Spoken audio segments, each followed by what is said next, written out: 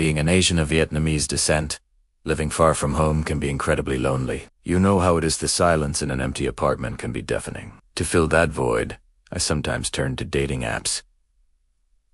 It wasn't always about finding love. Sometimes it was just about finding a human connection, someone to talk to share a piece of your day with. And one day, I found her.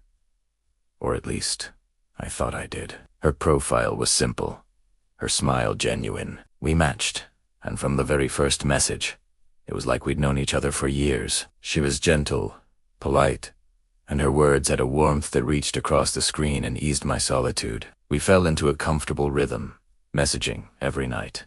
We'd talk about everything and nothing. The funny thing, a coworker said, the delicious meal we had for dinner, the songs we were listening to, these small, shared moments became the highlight of my day. Slowly, without me even realizing it, I started to develop feelings for her. It wasn't a passionate, fiery kind of love, but something softer, more comforting. It was the kind of emotion I thought you could only find in a real, genuine relationship. I trusted her. I felt safe with her. After a few weeks of constant communication, she brought up an idea. She was temporarily staying in another city, a few hours away, and she suggested I come visit.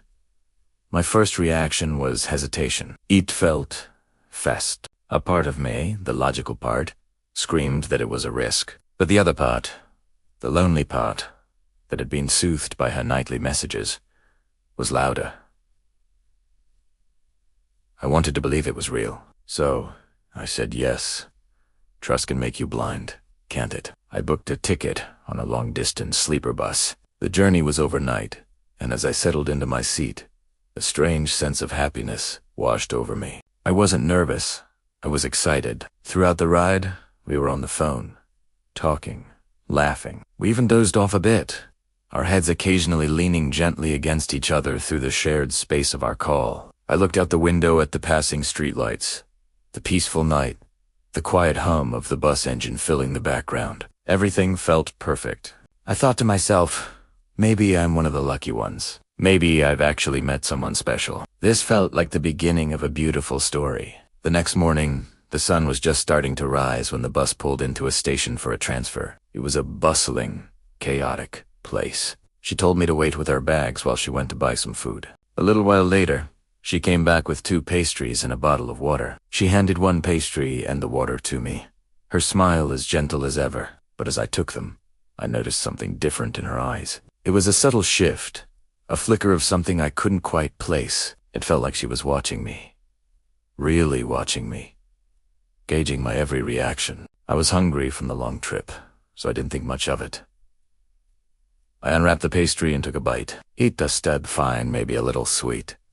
But within minutes, a wave of dizziness hit me. The busy station started to blur at the edges. My heart felt like it was slowing down, beating in thick, heavy thumps. My eyelids became impossibly heavy. I tried to speak, to ask her what was happening, but the words wouldn't form.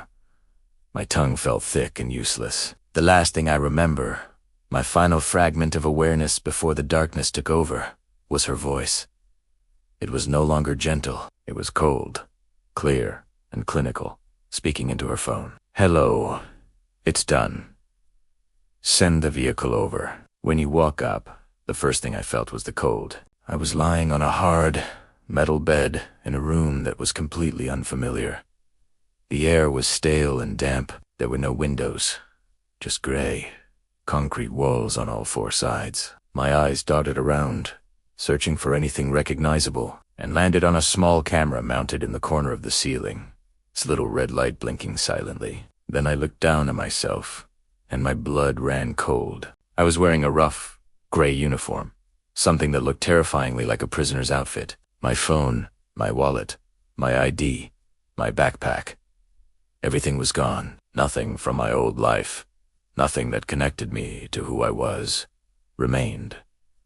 Panic seized me. I wanted to scream, to shout for help, but my throat was frozen with a primal fear. Just as I was about to lose control, the heavy metal door creaked open with a deafening screech. A man with a completely blank, expressionless face stood there.